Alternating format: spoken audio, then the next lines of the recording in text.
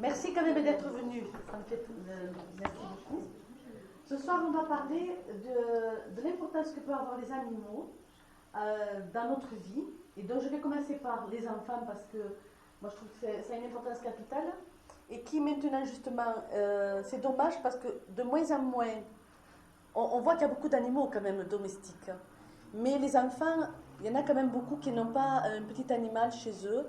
Et c'est souvent très dommage. Parce que l'animal va voir, vous allez voir tous un peu dans le travail qu'on a fait. Voilà. Que ça peut avoir de l'importance pour le comportement. Il y a donc deux très beaux messages qui concernent aussi les animaux. Un qui a été donné le 17 mai 2005 et un qui a été donné le 26/4/2004, mais que je vous lirai à la fin. Parce que d'abord j'avais envie de parler vraiment du contact de l'animal avec l'enfant avant de rentrer dans le message de l'ange. Pour un enfant, une peluche, c'est bien, mais elle n'aide pas à développer de vrais sentiments comme va le faire un animal. La fourrure, les poils ou les plumes sont douces et chaudes. Les enfants adorent les caresser, ce qui ravit le petit compagnon et crée entre les deux une alliance qui n'a pas de prix. L'animal doit être adopté jeune. Le mieux, c'est quand l'enfant a 1 an. Ainsi, ils grandissent ensemble, ce qui favorise la communication. Ils deviennent très vite des amis sans rentrer en concurrence. C'est-à-dire qu'il n'y aura pas de concurrence entre l'enfant et le papa et la maman, vous savez. Parce que l'enfant un peu trop grand peut rentrer en concurrence avec l'animal qui arrive et qu'il a l'impression qu'il pourrait prendre de l'affection. Un bébé s'angoisse dès qu'il ne voit plus sa maman. Mais si à son pied il y a un animal, il est rassuré. Même si l'enfant ne parle pas, il va très rapidement savoir comment s'exprimer avec son animal. L'enfant interprète sans peine ses jappements, ses attitudes, ses regards. L'animal va aider le petit à désirer marcher pour mieux le suivre. Or, on a remarqué qu'un enfant tout petit incroyable ce que entre l'animal et l'enfant va se créer, même si l'enfant ne parle pas, il va se créer un dialogue qui est fait l'animal va comprendre les mimiques de l'enfant, quand l'enfant n'est pas bien, les rires de l'enfant ou quand l'enfant pleure, mais on le voit très bien, hein, l'animal va avoir un comportement différent quand le petit enfant, lui, va être heureux, gai ou fatigué. Mais le petit enfant, lui, c'est très particulier, arrive à communiquer sans parler avec son animal. Hein. Il sait reconnaître aussi quand l'animal veut jouer, quand il ne veut pas jouer.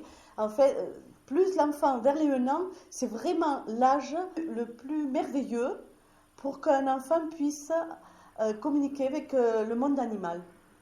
Il va se créer quelque chose qui va être très important pendant au moins 10 ans, normalement. Hein. L'enfant, en regardant vivre son copain, va découvrir par le toilettage, par les sorties quotidiennes ou par ses allées-venues vers une litière pour faire ses besoins, la propreté.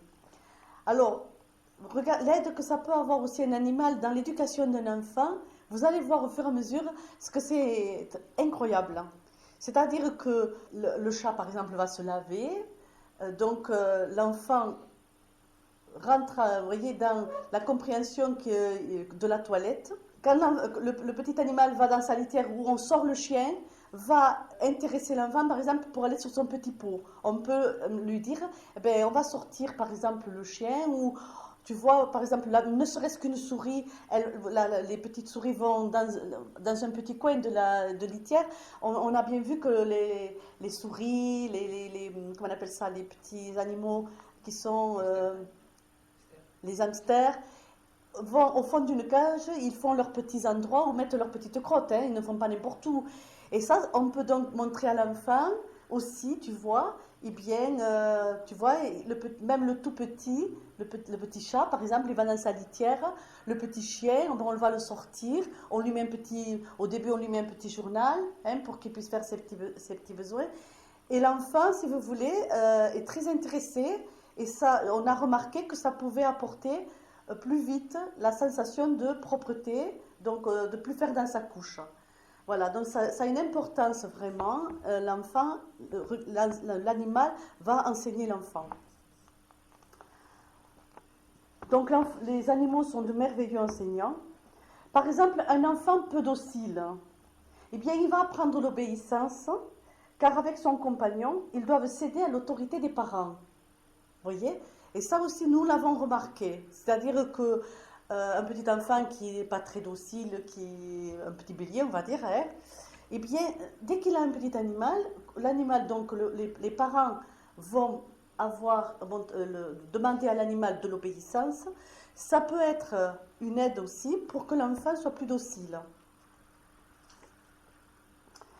Un enfant, en grandissant, raffermit son caractère. Pour cela, il va imiter ses parents en recherchant l'obéissance de l'animal qui devient alors son bébé. Voyez, dès que l'enfant va avoir déjà 3-4 ans, il va commencer à avoir un comportement, il va commencer à copier ses parents il va faire la même chose. Et ça peut être une aide aussi pour vous, c'est de voir, par exemple, si vous avez des lacunes ou autres, ou si vous êtes trop sévère, l'enfant va être trop sévère avec son animal. Si vous êtes trop laxiste, l'enfant risque d'être trop laxiste avec son animal. Et en fait, ça vous aide aussi à comprendre un peu ce qu'il va falloir changer dans le comportement. Donc, il va faire exactement avec son petit animal comme vous faites avec lui. Hein. L'animal devient son bébé. Voilà, donc là, ça peut être une aide aussi pour voir comment l'animal aussi peut fonctionner plus tard avec ses enfants. Voilà, l'enfant va fonctionner comme les parents. Donc, il faut bien regarder comment il fonctionne avec son animal. Aussi, on peut lui dire, ah ben non, tu vois, ça ne te plairait pas qu'on fasse la même chose avec toi. Tu vois, là, tu viens de taper ton animal, et pourquoi? Si nous, on te tapait pour ça, est-ce que tu serais content? Vous voyez l'enseignement qu'on peut avoir vraiment, qu'on ne peut pas avoir autrement. Hein, c'est de suite très jeune qu'on peut avoir cet enseignement avec un enfant qui est un animal. Il peut même, l'enfant, désobéir à ses parents. Vous voyez, donc il va commencer à vouloir grandir. Donc son animal, c'est son bébé. Et il va vouloir donc commander sur son animal. Et il peut aussi être un passage de désobéissance envers les parents. Voilà, comme ça ferait pareil, un enfant va commencer à un certain âge de désobéir à ses parents. Mais là, vous avez l'aide d'un petit animal. Donc ça va être une aide très intéressante. Donc c'est à eux, donc les parents, de lui imposer les limites de ce qui est bon de faire ou pas, pour que l'affirmation du moi se fasse avec bonté et compassion envers le petit compagnon. Et c'est aussi un outil formidable pour éduquer l'enfant sur le respect dû aux parents et à tout être vivant. Voilà, grâce à cet animal, vous allez pouvoir tout petit montrer à l'enfant que l'affirmation de soi, c'est bien, mais qu'il y a des limites, parce que l'affirmation de soi ne doit pas prendre sur la liberté de l'autre. Voilà. Donc, grâce au petit animal, on va pouvoir montrer qu'il y a des limites là aussi, et qu'il y a le respect. Il y a le respect de l'un et de l'autre, de l'adulte, mais aussi de l'animal. À partir de 5 ans, un enfant doit être mis en contribution pour tout ce qui est de nourrir, abreuver, soigner, brosser et même nettoyer la litière. Ainsi, l'enfant apprend à servir, à aimer et à vivre en communauté. Vous voyez, même à 5 ans, un enfant peut très bien être destiné à remplir, à mettre les croquettes, à bien surveiller qu'il y ait toujours de l'eau et que l'eau soit propre. Il apprend donc beaucoup de choses qui vont après, après on va pouvoir lui demander, donc tu peux maintenant aussi mettre la table, la débarrasser, Et toutes ces choses vont commencer, il va le faire tout d'abord avec plaisir avec son petit animal. Et petit à petit, on va pouvoir l'amener à faire des tâches ménagères ou des petites tâches pour la maison, d'entraide aussi pour la communauté. Ce qui fait que l'enfant, par exemple, qui va être demi-pensionnaire, va avoir avec ses camarades un petit comportement beaucoup plus agréable et donc il aura plus d'amis et sa vie sera beaucoup plus agréable aussi en communauté quand il va commencer à vivre à l'extérieur. Donc moi je trouve que ça a beaucoup d'importance. L'enfant à qui on confie un animal apprend très jeune les responsabilités, en saisissant qu'un être vivant n'est pas un jouet, que vivre ensemble avec les autres ou avec des animaux demande respect et entraide. Il est aussi enseigné sur le plaisir de travailler au bien-être de son ami, donc des autres. Alors, toutes ces choses, voyez, bon, eh bien, tu vois comme c'est bien quand tu rentres dans ta chambre, que maman a mis, par exemple, des draps frais, que ta chambre est toute propre, eh bien, tu ne laisses pas ton hamster envahi de crottes ou de toutes ces choses, ou tu ne laisses pas ton petit chat eh bien, dans ses crottes.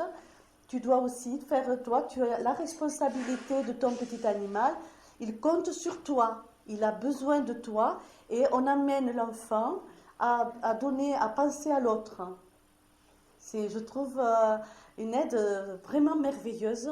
Donc l'enfant va être amené à le faire très gentiment pour son animal, mais ça va rejaillir plus tard avec ses semblables. Il va faire la même chose. Il ne va pas être à l'école, il va faire attention aussi. Hein. L'enfant apprend à servir, à aimer. Les animaux savent d'instinct ce que nous ressentons. Et l'enfant va trouver avec son petit compagnon ce qu'est la véritable amitié. Celle qui est de donner plus que de recevoir. Et ça, je trouve que c'est très aussi un enseignement que donne l'animal. C'est vrai que moi, j'ai des animaux chez moi, et c'est vrai qu'on est toujours appelé à leur donner beaucoup. Et bien, on n'attend pas de recevoir. Hein. Par exemple, on va leur donner à manger, on n'attend pas qu'ils nous nourrissent. C'est un autre échange que l'on a avec l'animal. Eh bien, l'enfant va aussi travailler sur ça, vous voyez. Donc, pour moi, ça, je trouve très important. Donc, là aussi, ce qu'est la véritable amitié, c'est pas toujours d'attendre que l'autre... Vous savez, on voit par exemple des petits-enfants un peu égoïstes qui veulent toujours être le chef ou commander. L'animal va savoir le gérer, ça. Hein. Comme il va grandir plus vite que l'enfant, une petite chienne va va mordiller les mains de l'enfant s'il insiste trop alors qu'elle n'a pas envie. Voilà, donc comme elle fait avec son petit chiot, une chienne va mordiller les oreilles du chiot quand il dépasse des limites. Avec votre enfant, elle va mordiller ses menottes, le pied, l'enfant va dire « Aïe !» mais il n'a pas mal, en aucune façon elle le mordra. Mais elle va lui montrer qu'elle n'a pas son âge.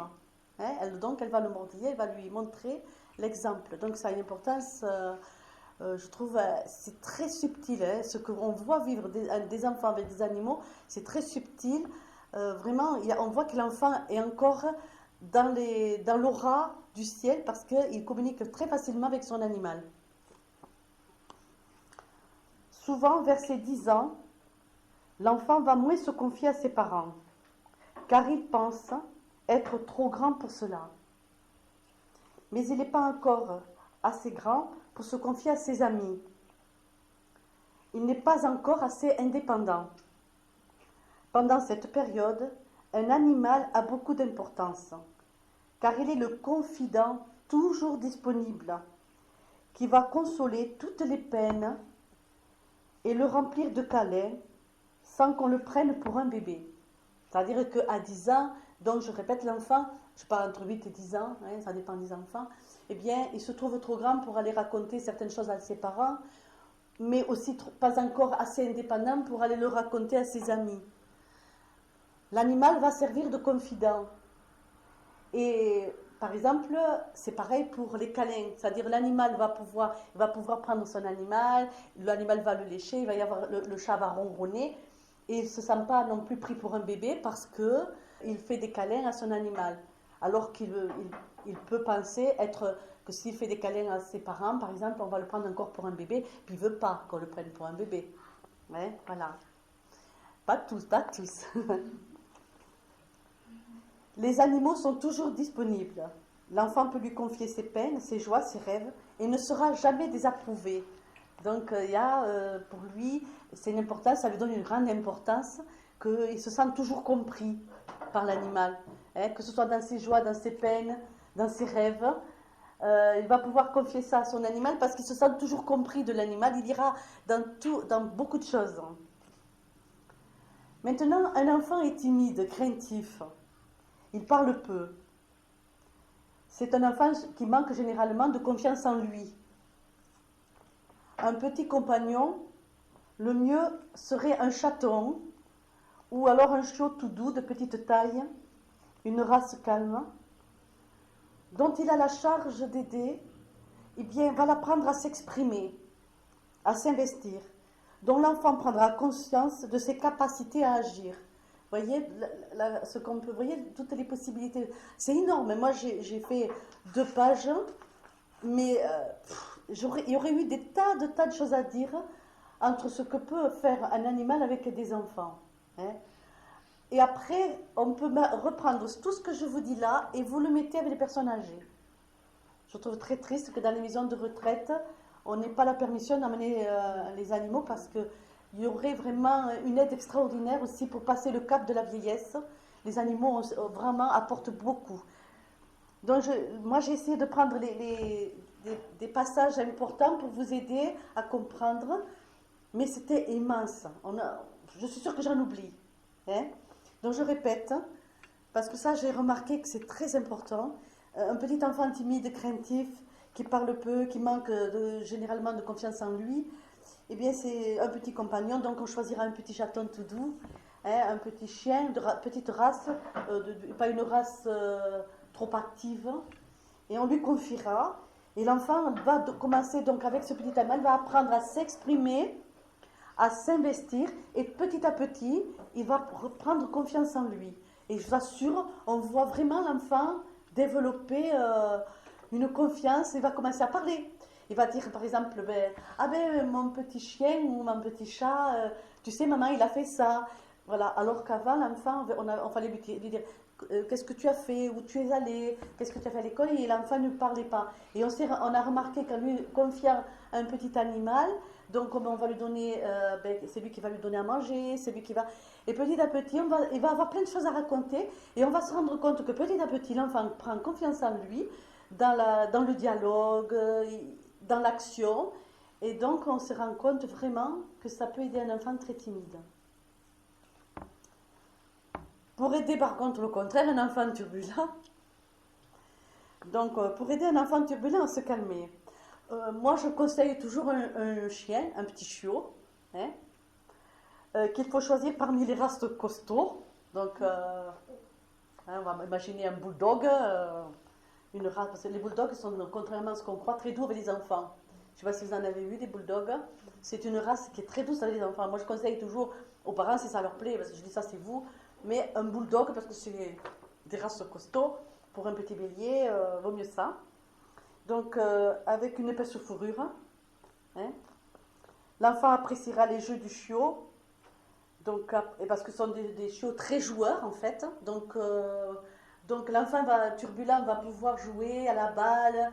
Voilà, donc ça, c'est super. Et vous, ça va vous calmer un peu, vous êtes tranquille. Hein, tout en surveillant, bien sûr, que l'enfant... fasse attention, hein, il faut apprendre à un enfant turbulent, même un chiot très costaud, il faut l'apprendre qu'on ne le porte pas, car il peut échapper. Voilà, on lui apprend le maniement de comment il faut faire avec ce genre de chiot. Donc les jeux du chiot, donc l'enfant appréciera les jeux du chiot et apprendra à respecter ses nombreuses pauses de sommeil. Il canalise aussi ainsi son énergie, c'est-à-dire qu'on va lui dire à un moment donné, là, bon, le chiot va vouloir jouer, mais va être vite fatigué. C'est à vous de surveiller au début, parce qu'après l'enfant comprend. Les enfants ne sont pas bêtes, ils comprennent très vite. Donc on va dire à un moment donné à l'enfant, bon là, ton animal, là, il est fatigué, laisse-le, parce que le chiot va vouloir dormir, et après il va se réveiller de nouveau en pleine forme, parce que les petits chiots dorment souvent. Hein. Il faut compter 1 heure de jeu, 1 heure de sommeil, 1 heure de jeu, 1 heure de sommeil. Ben, il faut apprendre à l'enfant à respecter les temps de sommeil et les temps de jeu de son animal. Donc ça apprendra à l'enfant à canaliser son énergie, mais en douceur, il le fera avec plaisir. Vous allez dire à un petit bélier, arrête de courir, assis-toi, il ne va pas le faire, ou alors il va pleurer, il va être pas content, ou ça va être bon, difficile. En vous servant de l'animal, il va le faire avec plaisir, en général. Le chat, écoutez, parce qu'aussi pour les enfants donc très turbulents, le chat.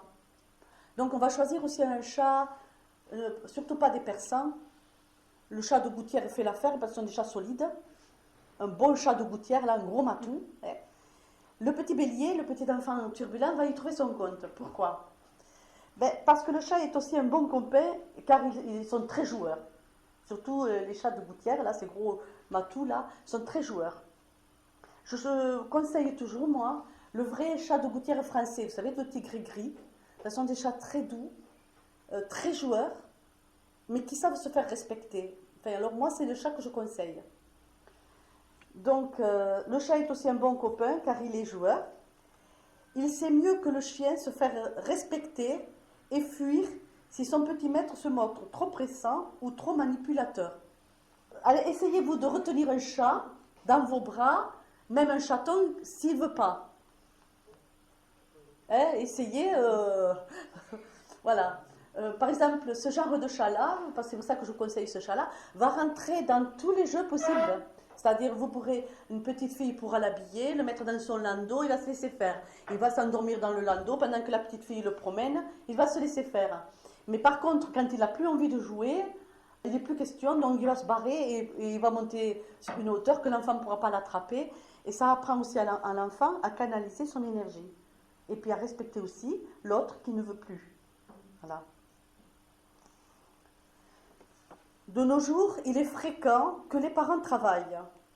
Alors ça, à peu près, j'avais regardé sur Internet ça. 2 millions d'enfants n'ont en France personne à qui parler lorsqu'ils rentrent de l'école. Ça fait beaucoup, je trouve. Plus que jamais, ils ont besoin d'un compagnon familier pour s'épanouir. Car ils ont une âme qui les attend et qui leur montre une joie, une grande joie, on va dire, à leur arrivée. L'enfant ne se sent absolument pas seul, et même ce moment peut être un vrai privilège, car il n'a pas à partager cette affection avec ses parents. L'animal est là pour lui tout seul. Voilà, et là c'est très important, vous voyez ces petits enfants qui arrivent de l'école, vous avez 2 enfants, un qui arrive de l'école, mais son papa et sa maman ne sont pas encore rentrés, donc il va arriver tout seul. C'est triste une maison où vous arrivez où il n'y a personne, même si c'est bien chaleureux, même si c'est bien chauffé, l'enfant va arriver dans un lieu vide, froid. Personne qui l'attend pour lui faire la fête. Si l'enfant a un petit animal, bon de préférence, moi j'ai toujours une préférence pour le chat et le chien, le chat va arriver, il va lui faire des ronrons, des papouilles et tout ça, le chien lui va se jeter littéralement sur l'enfant, c'est une grande joie. En aucune façon l'enfant ne va penser, mes parents ne sont pas là pendant ce laps de temps. Et je vous assure que le temps va lui sembler très court entre sa venue de l'école et la venue des parents. Un laps de temps qui va lui passer, par exemple, si les parents mettent 2 heures pour rentrer au domicile, pour un enfant qui a un petit animal, ça paraîtra très peu, très peu. Et ça, je vous assure que c'est vrai. Un enfant donc, qui va arriver de l'école et qui n'a pas ses parents ne verra pas le temps passer parce qu'il va avoir d'abord les fêtes de son animal. En général, il va goûter bonne affaire, se dit le chat, bonne affaire, se dit le chien. Donc, il va remplir des moments importants qui fait que l'enfant ne vivra pas du tout la solitude comme s'il n'y avait personne à la maison. Donc, plus que jamais, ils ont besoin d'un compagnon familier pour s'épanouir, car ils ont une âme qui les attend et qui leur montre une grande joie à leur arrivée. L'enfant ne se sent absolument pas seul, et même ce moment peut être un vrai privilège, car il n'a pas à partager cette affection avec ses parents. C'est l'animal et lui tout seul. Alors je ne vous dis pas ce qu'ils peuvent se raconter, toutes ces choses. Si les parents travaillent et vivent en appartement, un chat, surtout une chatte, je conseille toujours ça. Prise très jeune, saura remplir de tendresse un enfant, car même si la race est indépendante, elle s'intéressera à lui. Pourquoi je parle d'une chatte? Parce qu'une chatte, si vous voulez, n'a pas le même instinct sexuel qu'un chat. Et donc, à part que bon, le chat soit opéré, mais même opéré, le chat n'aura pas la tendresse d'une chatte envers l'enfant. Moi, j'ai eu des animaux toute ma vie, et les chattes sont d'une douceur infinie avec les enfants. Et elle leur montrera beaucoup de tendresse. Vraiment, l'enfant va se sentir très, très, très entouré avec une chatte. Elle dormira avec lui. Ouais. Alors, ne commencez pas avec les allergies. Les allergies existent depuis que justement on s'occupe trop du monde animal. Moi, j'ai dormi toute ma jeunesse, tous mes frères et sœurs, on a dormi avec les chats. Ils ont été les couvertures on a eu très froid quand nous étions enfants, il n'y avait pas de chauffage, et ils nous ont aidés, ils ont été nos bouillottes. Et on n'avait jamais eu d'allergie. Donc, c'est vrai que la chatte est un animal d'une tendresse infinie, comme une chienne, les chiennes aussi. Mais en appartement, disons que le chat ne demandera pas à sortir. Si elle est opérée, la chatte se suffit à elle-même. Moi, c'est vrai que j'ai toujours tendance à des parents, à des gens qui travaillent, de leur dire prenez-en deux. Prenez-en deux. Parce que les animaux ont besoin de compagnie. C'est vrai que deux chattes, par exemple, deviendront des copines, si vous les prenez du même âge, toutes petites, elles vont devenir des copines inséparables.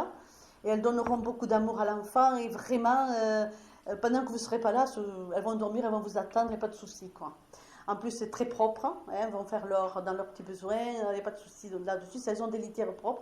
Parce que le chat demande à avoir toujours sa litière propre. Si vous oubliez de la nettoyer, méfiez-vous, il vous fera à côté. Il n'aime pas aller dans des WC sales, comme nous. Donc l'enfant apprend aussi le respect de l'autre en laissant son petit copain vivre les moments où il désire garder son indépendance. En grandissant, l'enfant sera moins possessif envers ses amis et ses amours. C'est-à-dire en apprenant à laisser à son animal un peu de liberté, eh bien l'enfant sera plus tard moins possessif avec ses amis et avec ses amours.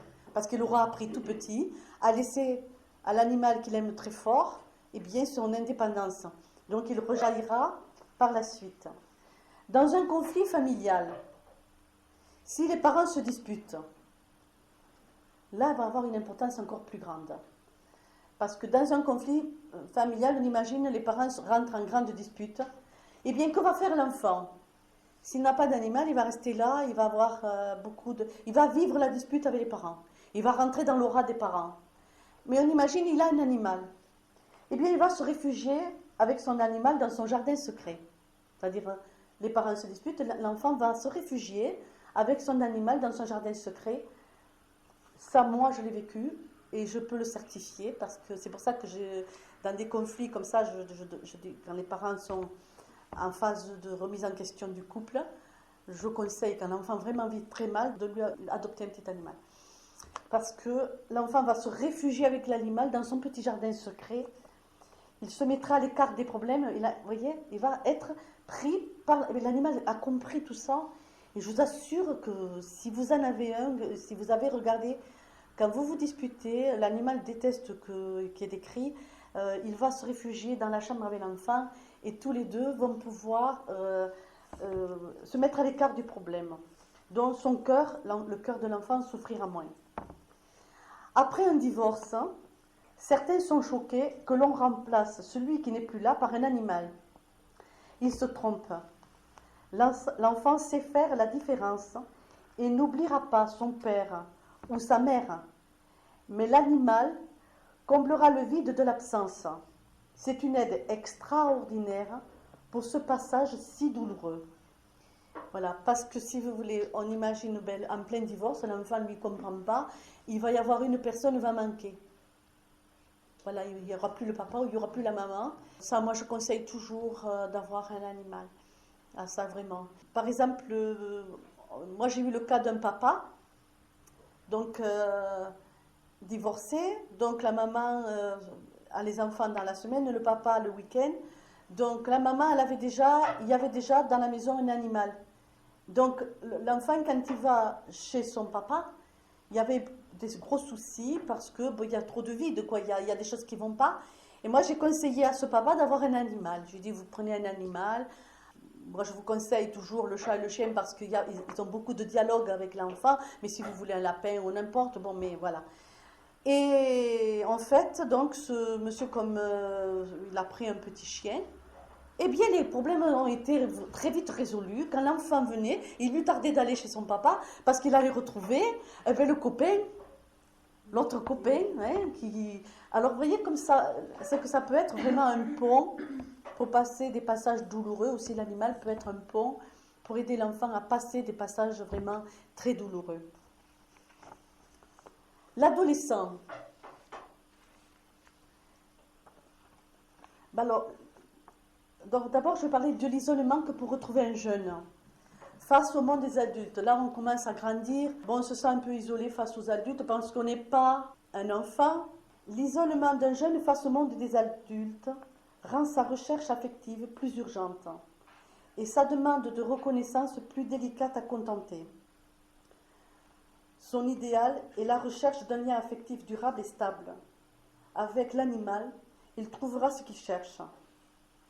L'animal donne un sens très doux à la vie de l'adolescent qui, en s'occupant de lui, est utile à quelqu'un qui a besoin de lui, mais aussi sur qui lui-même peut compter. Vous voyez, c'est une importance, un passage, un adolescent qui vit très mal, ce passage, bon, il y en a qui le vivent très bien, bon, ça se passe, mais celui qui le vit très mal, moi je conseille toujours un animal parce que là, il va vraiment remplir le manque affectif, cette difficulté que l'on a d'être pas un adulte, pas un enfant.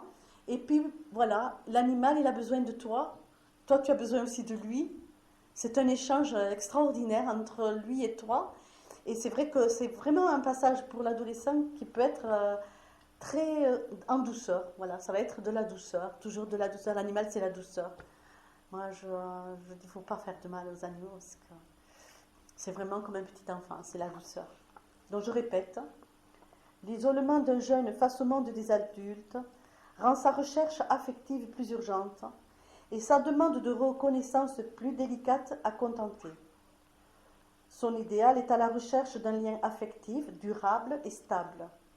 Avec l'animal, il trouvera ce qu'il cherche. L'animal donne un sens très doux à la vie de l'adolescent qui, en s'occupant de lui, est utile à quelqu'un qui a besoin de lui, mais aussi sur qui lui-même peut compter. Vous voyez, c'est vraiment, comme ça peut être tout en douceur, hein, vous voyez les choses. Et maintenant aussi pour la sexualité. Ça peut être une aide aussi, vous voyez. Hein. Il y a des sujets, c'est immense, hein, le sujet de l'enseignement de l'animal. Une femelle a ses chaleurs et change de comportement. C'est le moment pour les parents d'expliquer que l'instinct animal pousse une femelle à rechercher un mâle. Que seuls les hommes et les femmes s'unissent par amour et pas par instinct. Donc on va donner tout un enseignement sur, en douceur bien sûr, sans rentrer dans les détails. Pour devenir un papa, le mâle met la petite graine dans le ventre de la femelle qui, en grandissant, va donner naissance à des petits. L'enfant ouvre les portes secrètes de la procréation, de l'allaitement, de l'amour parental avec une grande simplicité. Il est bon de montrer la différence entre les parents humains qui choisissent quand et combien ils désirent avoir des enfants, car ils vont s'occuper toute la vie de leur cher petit, alors que pour un animal, procréer se fait tous les ans systématiquement, et une fois que le bébé est autonome, la maman va le laisser partir loin d'elle. Ainsi, l'enfant comprend que l'on ne peut pas garder les portées. Surtout si vous avez une chatte qui fait 5-6 petits tous les 3-4 mois, hein, vous avez tous les petits. Donc voilà, et c'est toujours, donc il faut, là ça va apprendre à l'enfant aussi le lâcher prise, voilà, hein, le don de laisser partir, voilà, donc c'est très important. Et en même temps, ça lui donne une notion sur la sexualité, sur comment l'amour des parents, l'instinct animal, et toutes ces choses qui vont avoir une importance. Donc je vous relis le passage. une femelle a ses chaleurs et change de comportement. C'est le moment pour les parents d'expliquer que l'instinct animal pousse une femelle à chercher un mâle, que seuls les hommes et les femmes s'unissent par amour et pas par instinct. Pour devenir un papa, le mâle met la petite graine dans le ventre de la femelle qui, en grandissant, va donner naissance à des petits. L'enfant ouvre les portes secrètes de la procréation, de l'allaitement, de l'amour parental avec une grande simplicité. Alors moi je me souviens, à mes enfants tout petits, quand les chattes donnaient naissance aux petits chatons, et bien j'avais un peu peur, moi au début je me disais bon qu'est-ce que ça va leur faire et tout ça. Et l'enfant, mais vraiment c'était pour eux extraordinaire, une découverte, quelque chose d'extraordinaire. Voilà. Et puis en même temps, donc, je voyais comme une maman, elle aime ses petits, hein, et donc ça leur apprend aussi que l'animal aime et peut donner des soins à ses petits, et en même temps ce qu'une maman peut ressentir elle aussi quand elle donne naissance à un enfant. Ça le met dans des émotions, dans des sentiments, alors qu'aujourd'hui, nous devons attendre, quand nous avons nos enfants et qu'on n'a pas eu des animaux, bien entendu, ben, souvent, on doit attendre que nos filles ou nos garçons aient des enfants pour savoir ce que c'est. Eh bien, un enfant qui déjà petit aura eu des animaux, aura déjà compris ça, et ça va être donc pour vous une chance peut-être que vos enfants auront une compréhension plus sur votre amour pour eux. Voilà, moi, je trouve que ça a une importance. Donc, l'enfant ouvre les portes secrètes de la procréation, de l'allaitement, de l'amour parental, avec une grande simplicité. Il est bon de montrer la différence entre les parents humains, qui eux choisissent quand ils veulent des enfants, combien ils veulent des enfants, parce que ces enfants vont être en charge, ils vont s'en occuper toute la vie. Hein. Et la différence, c'est que les animaux, eux, dès que leur chiot ou leur chaton ou autre va les laisser partir, et même va les pousser à partir. Hein. Il arrive au jour d'aujourd'hui, les animaux vivant très proches de l'humain, moi j'ai constaté par mon enfance à aujourd'hui l'évolution importante des animaux actuellement, qui ont un comportement beaucoup plus évolué que quand moi j'étais petite, hein, et on voit maintenant des femelles qui gardent plus longtemps leurs petits et qui s'en occupent encore même adultes. Et moi j'ai vu une chatte qui s'est occupée de sa petite chatte. Elle s'en est occupée très très longtemps, elles sont restées très liées très longtemps. Voilà, mais en général, bon, ils vont les faire partir. La vie de nos animaux domestiques sont bien souvent plus courtes que la nôtre. Pour un enfant, cela va être la première rencontre avec la mort. Là aussi, c'est une aide extraordinaire, je vous assure. Hein? Il faut savoir que le sommeil, pour tous les êtres vivants, a une importance capitale, afin que les anges remettent les corps subtils en énergie de vie, pour reprendre des activités du lendemain. L'animal a besoin de plus de sommeil, pour la simple et bonne raison que ces corps subtils sont jeunes et perdent plus d'énergie de vie.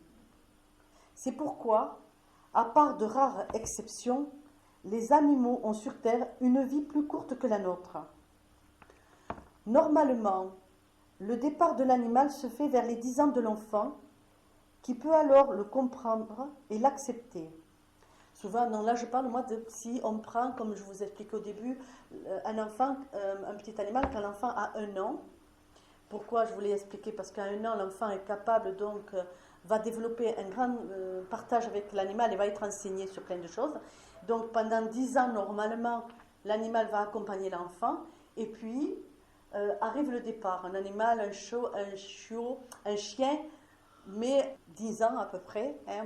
Maintenant, au jour d'aujourd'hui, c'est plus, puisque moi, on a eu, nous, des chiens qui sont partis à plus de 15 ans, donc c'est formidable, mais même un enfant, donc à l'adolescence, qui perd son animal, va être confronté pour la première fois, en général, hein, par la mort, et donc ça va être un enseignement extraordinaire, hein, qu'on a eu, nous, on a eu la chance, nous, de l'avoir petit, et qu'aujourd'hui, beaucoup d'enfants vont vivre de gros problèmes de santé ou autres, ou de comportement après le départ d'un grand-père ou d'une grand-mère, que l'enfant, alors là, va faire une chute pas possible, parce qu'il n'a rien compris, il ne comprend rien, et ça va être très difficile. Donc normalement, le départ de l'animal se fait vers les 10 ans de l'enfant, qui peut alors le comprendre et l'accepter. Et donc, un enfant au départ de son ami. Moi, j'ai voulu terminer sur ça, parce que je trouvais que c'était... moi, ça m'a tellement apporté, enfant, ça a beaucoup apporté à mes enfants, parce que, en plus, mes enfants, on a eu le départ de 3 ou 4, on a eu beaucoup des chats, des chiens qui sont partis, juste quelques mois avant le premier décès chez nous. Donc, il y a eu le grand-père est décédé, et ça a été une aide extraordinaire pour mes enfants, après le départ de leur grand-père, d'avoir vécu ce que je vous dis là. C'est comme ça qu'on a travaillé, que j'ai travaillé sur la mort. Et je conseille ça souvent à des parents qui, par exemple, ils ont un grand-père ou une grand-mère qui est bien malade, qui savent que dans quelques mois ou dans 6 mois, ça sera le départ. Et bien, je leur dis, si vous aviez un animal, je vous dis pas de le tuer, non, mais déjà d'expliquer, commencer à expliquer. L'animal, tu sais, il va vivre tant de temps, voilà, quand il sera parti, on fera comme ça. Déjà, on lui parle du départ de l'animal, un jour il partira. On ne lui parle pas du tout du grand-père ou de la grand-mère qui doit partir, parce que l'enfant ne pourra pas comprendre. On va commencer avec l'animal, on va lui parler de l'animal qui va partir un jour, tu sais. Et bien, voilà comment on va faire, tu sais, on préparera tout comme ça. Déjà, l'enfant va avoir la compréhension de ça. Donc, aidons un enfant au départ de son ami. Les parents vont l'aider à chercher la boîte qui convient. Hein? Donc, une boîte à chaussures, un carton. On va aller la chercher ensemble, la boîte. Moi, je me souviens du grand chagrin. Ma fille avait un petit chat siamois.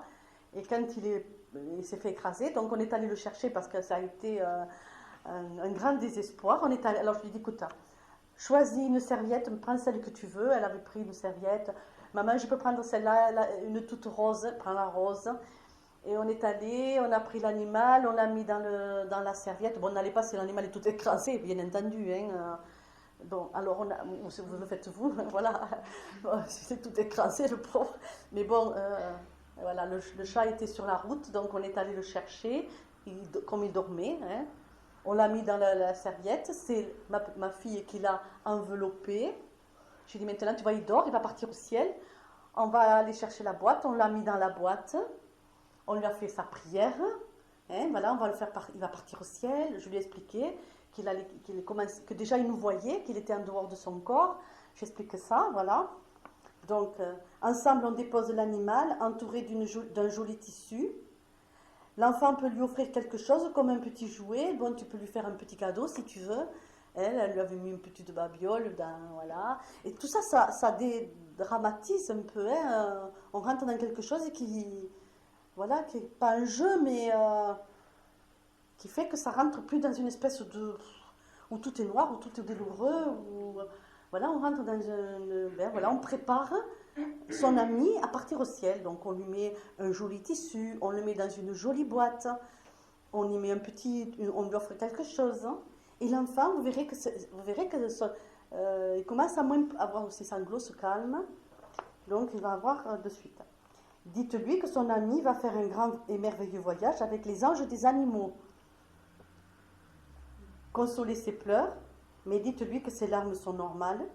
Parce que ça, voilà, parce qu'avant on disait il ne faut pas pleurer, surtout aux petits garçons. Hein. On les interdisait de pleurer. Alors, moi je disais c'est bon de pleurer, pleure, tu vis de toute ta peine. Et ton petit animal, il va emporter avec lui toutes tes larmes. On dit plein de choses à l'enfant, vraiment, c'est vraiment quelque chose d'important. On prend son temps. On aide avec amour, avec douceur l'enfant à rentrer dans ce monde nouveau qu'est la mort. Hein. On va faire tout ce qu'il faut. L'enfant peut vous demander quelque chose, on va le faire. Hein. Il veut lui écrire une lettre, eh bien on écrit la lettre. Maman, je veux lui mettre une lettre dans sa boîte pour qu'il puisse l'emporter au ciel. On fait une lettre dans sa boîte. Tu veux lui écrire quelque chose, tu lui écris. Des fois, l'enfant veut mettre un dessin sur la boîte. On fait un dessin sur la boîte. On a le temps. Hein. On va faire tout ça en douceur. Donc, consolez ses pleurs, mais dites-lui que ses larmes sont normales, que l'on pleure toujours sur le manque que laisse un animal ou un être que l'on aime. On ajoute ça. Ça prépare pour le futur. Hein. On va au fond du jardin ou dans la campagne l'enterrer. On on se fait aider de l'enfant, on lui achète enfin, on a une petite pelle, on se fait aider. Hein. Et moi, j'avais un truc qui a marché à fond la caisse. Et vous ne pouvez pas savoir ce que ça nous a aidé après, parce que malheureusement, après, on a eu des départs importants. Hein, et ça nous a beaucoup aidé, croyez-moi. Moi, j'avais un truc, c'est que je leur faisais planter quelque chose, hein, dont un petit rosier, un arbre. Je leur disais, on va mettre, tu vois. Et je leur disais, et quand tu vas voir grandir ton rosier et ton arbre, tu sauras que ton petit ami, eh bien, au ciel, il a grandi encore, qu'il est devenu plus beau et qu'il fait de belles choses.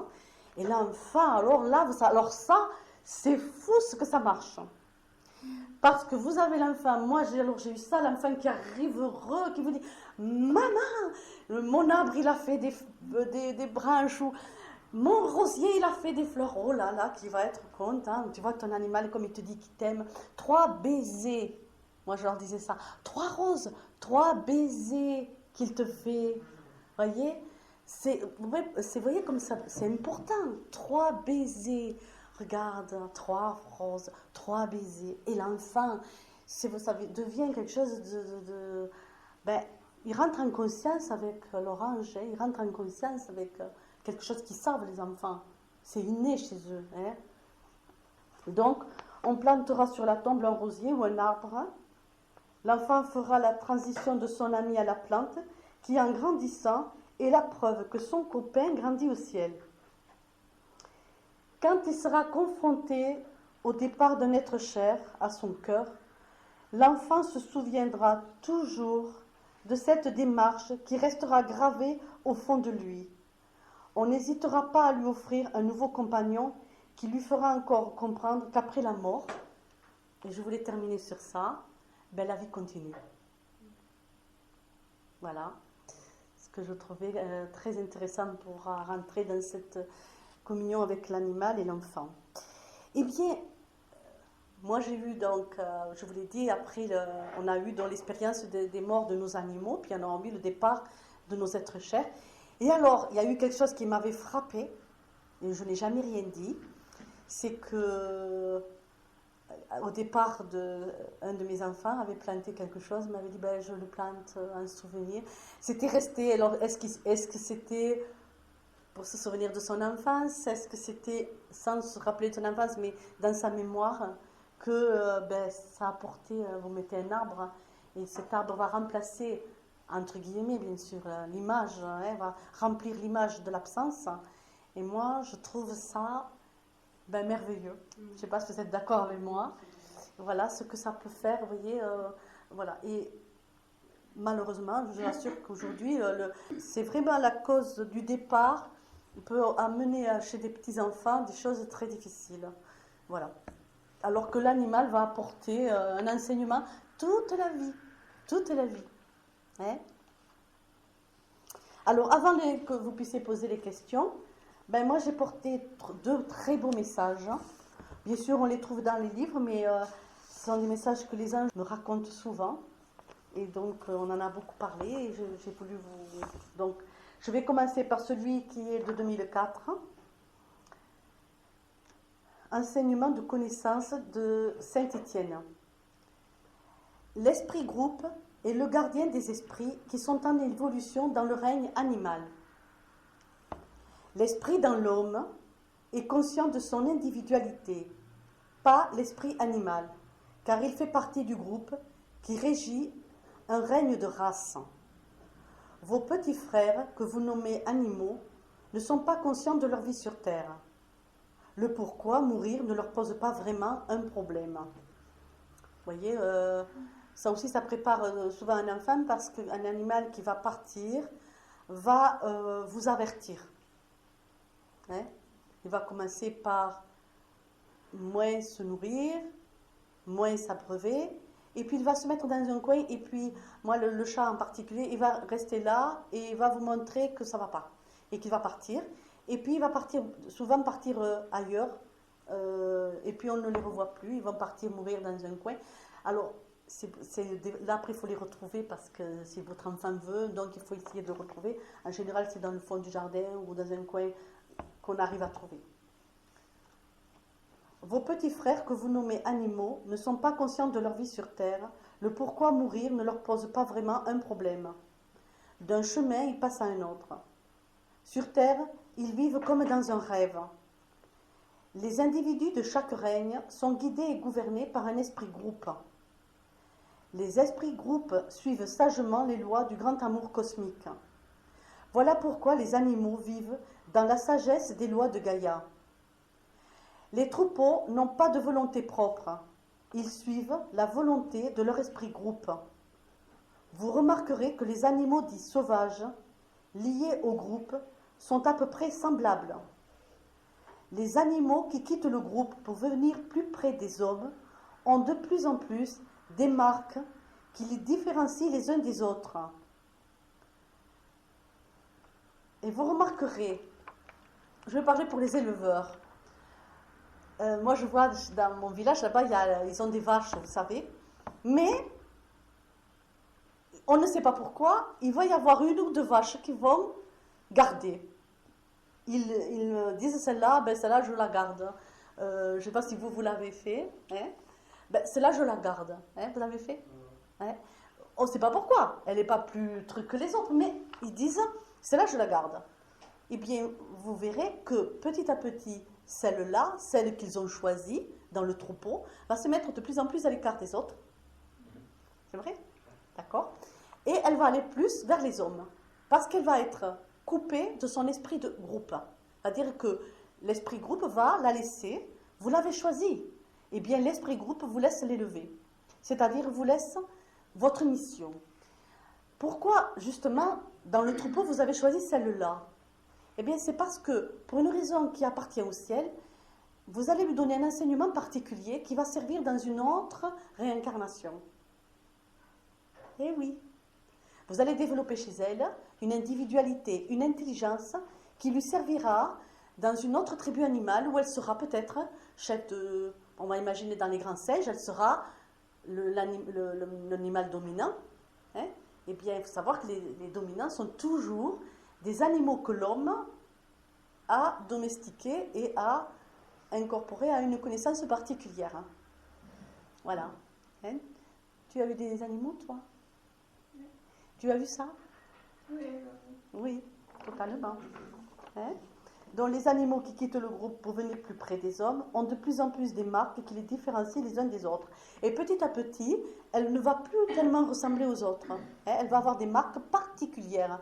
C'est très rigolo, mais si vous en faites l'étude, vous le remarquerez. Les animaux domestiques, surtout le chien, le chat, le cheval, développent une propre individualité. Ils ne sont plus liés au troupeau, c'est-à-dire qu'ils vont donc être liés à l'homme et plus du tout au troupeau, donc ils vont plus du tout fonctionner comme le troupeau. Les esprits dans l'homme font une évolution individuelle et même des jumeaux sont d'apparence unique. Quand l'esprit d'un animal se sépare du groupe, il apprend à s'individualiser. L'esprit de groupe laisse alors les hommes l'éduquer. Le troupeau est averti du danger par l'esprit groupe. L'animal domestique doit apprendre par lui-même ce qui lui est favorable ou défavorable. Les hommes s'engagent non seulement envers l'esprit de l'animal qu'ils domestiquent, mais aussi envers l'esprit de groupe du règne de cet animal. C'est-à-dire que cet animal que vous avez donc choisi parmi les autres et que vous avez éduqué différemment, quand vous irez au ciel, si vous n'avez pas été jusqu'au bout de ce que vous avez promis, l'ange esprit groupe viendra vous dire « Et alors Anthony, tu n'as pas été jusqu'au bout de ta promesse. À un moment donné, attention. » Voilà. Hein? Quand l'esprit d'un animal prend conscience de son individualité, il se prépare à son nouvel apprentissage, celui d'humain. Dans le règne humain, l'esprit perfectionne son individualité en développant l'ego. L'esprit de groupe laisse sa place à l'ange gardien. L'ange ne guide pas l'esprit vers son destin. Il le laisse se responsabiliser en surveillant son évolution. Il lui donne, par l'entremise de la conscience, les aides nécessaires, tout en laissant à l'esprit la liberté d'aller vers la sagesse cosmique ou de s'en écarter. La différence, vous voyez, c'est ça. C'est-à-dire que dans la race animale, l'esprit de groupe va gérer le groupe. C'est-à-dire qu'il va emmener, par exemple, il va dire quand il y a du danger, il va guider le groupe vers l'eau. Par exemple, il va le faire aller vers l'eau. Un animal, dès que l'homme le prend, il va se couper de l'esprit groupe et c'est l'ange gardien qui va commencer à l'éduquer avec vous. Hein? Donc là, il va falloir qu'il s'individualise tout seul. C'est pourquoi je trouve ça très scandaleux, mais horrible et terrible quand je vois des chiens abandonnés sur une route, parce que là, il est vraiment perdu et dans un affolement pas possible parce qu'il n'a plus son esprit groupe pour le guider et il n'a plus celui qui lui avait promis là pour l'aider. Donc il n'y a plus que l'ange gardien qui va être là pour lui apporter de l'aide. Donc vous voyez comme ça peut être terrible quand même. Hein. On ne s'imagine pas, je trouve très dommage, hein, parce que je pense que d'être enseigné, de savoir toutes ces choses, ben peut-être qu'on serait plus conscient aussi de ce que pourrait ressentir un animal abandonné. Vous voyez? Voilà, moi j'étais très peinée quand j'ai divorcé, j'ai dû partir et laisser mes animaux, pensant qu'on s'en occuperait bien. Et après, sachant ce qui s'est passé, j'ai vraiment culpabilisé, j'ai eu beaucoup de peine, hein, parce que je savais que mes animaux ont souffert, que je n'étais plus là pour les aider. Voilà, quand on leur donne beaucoup d'amour, il faut être là et rester. Et savoir que quand on prend un animal, c'est jusqu'à la fin. Il vaut mieux à la limite de ne pas en prendre, voilà, que de l'abandonner sur le bord d'une route. Voilà, parce que c'est terrible pour l'animal. Hein. L'homme se doit d'être un bon guide, un bon maître envers les animaux qui lui sont confiés, afin que leur esprit développe de bons sentiments, une belle intelligence qui servira une nouvelle humanité. Nous sortons du règne animal, les animaux sortiront du règne animal pour être la nouvelle humanité. Vous qui individualisez des animaux, sachez que selon comment vous allez l'élever, si vous le battez toute la journée et attaché, vous ferez de cet humain quelqu'un de violent et peut-être même un assassin. Donc voilà, ce qu'il faut vraiment comprendre. Vous savez, il y a dans le dernier livre, La mémoire animale, je vous conseille de le relire. Parce que vous verrez ce que certaines âmes disent de leur vie antérieure, ce que ça leur a apporté d'avoir vécu certaines expériences animales. Il y en a une une âme qui dit que dans sa vie égyptienne, en tant c'était un animal, un taureau, vous savez, Apis, idolâtré, dorloté, et bien dans une vie de femme, elle a adoré tout ce qui était beau, elle recherchait toujours l'idolâtrie des autres, et elle a beaucoup souffert aussi de ça. Alors, je veux dire, un animal, c'est pas pour être idolâtré, le mettre des nœuds dans les poils et des chaussures aux pattes. Hein? Faut le garder, c'est un animal. Et l'élever comme un animal, mais avec beaucoup d'amour et beaucoup de tout ce qu'on doit donner aux animaux. Ensuite, Saint-Étienne, je viens pour apporter à ton monde le message des grands Dévas, le monde animal. Il est une partie de votre univers, mais surtout, il est une part de vous. Comme vous, l'animal vit, respire, se nourrit, dort, aime et meurt. Si vous avez la chance d'avoir près de vous un animal, essayez un instant de pénétrer son âme afin de mieux le comprendre. Au plus profond de vous, vous le savez, les animaux sont vos petits frères sur le chemin d'évolution des âmes. Mais ils sont aussi vos guides sur le chemin de votre propre compréhension. Vous avez fait partie intégrale de leur route. Vous avez connu les mêmes aptitudes, les mêmes limitations, les mêmes sentiments et les mêmes instincts. Il y a de cela bien longtemps de votre temps, mais il y a si peu de temps pour nous. Chers enfants, apprenez à regarder vos petits frères dans les yeux, profondément, sentimentalement.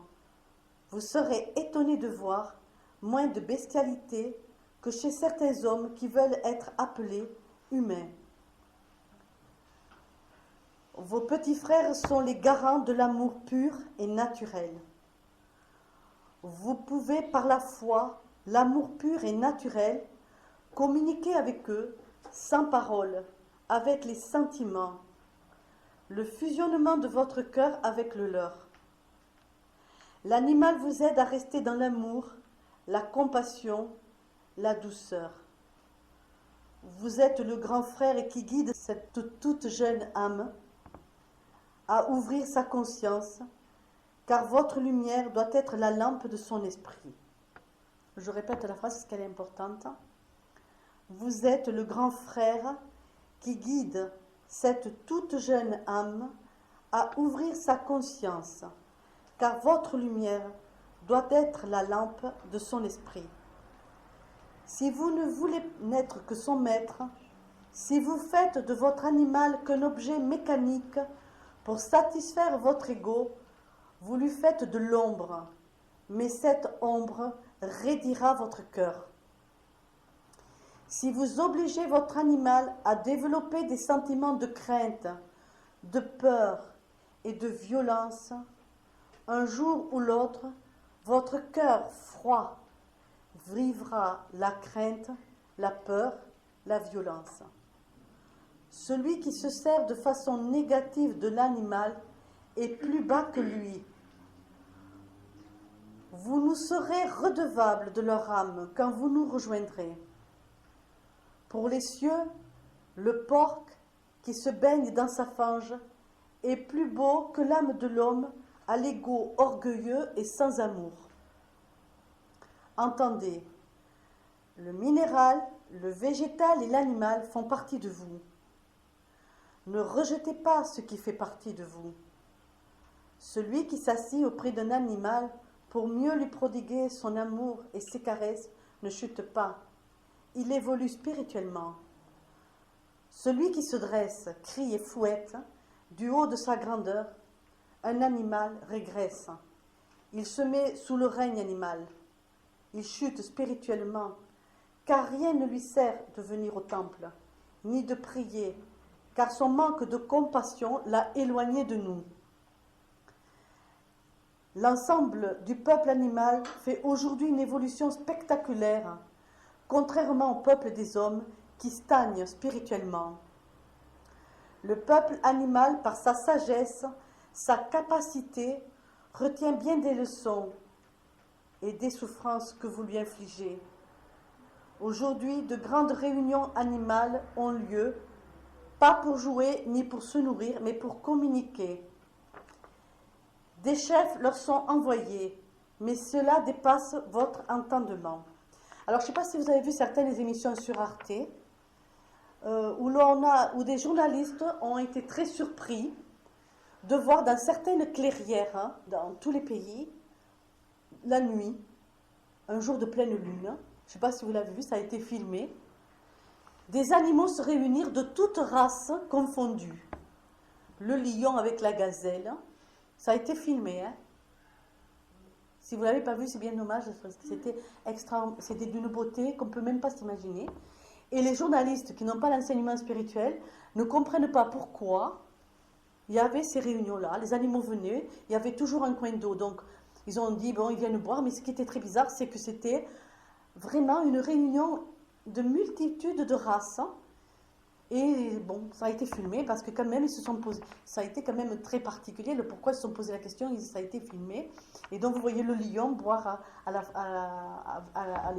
la mare avec des gazelles, vous voyez, beaucoup d'animaux qui en général se fuient, étaient là, réunis ce jour-là, et ça a duré toute la nuit.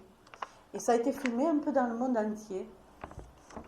Eh bien, il faut savoir que certaines âmes, esprits de groupe, et je crois que Noroa Gévaudan avait fait un très joli livre qui s'appelle, je crois, Mémoire animale aussi, un truc comme ça, qui est très beau et qui parle de ça aussi. Je vous conseille de le lire. Parce que, donc, il parle de ça, d'un esprit groupe qui se réincarne dans un animal pour enseigner son règne. Et c'est vraiment très beau, vraiment.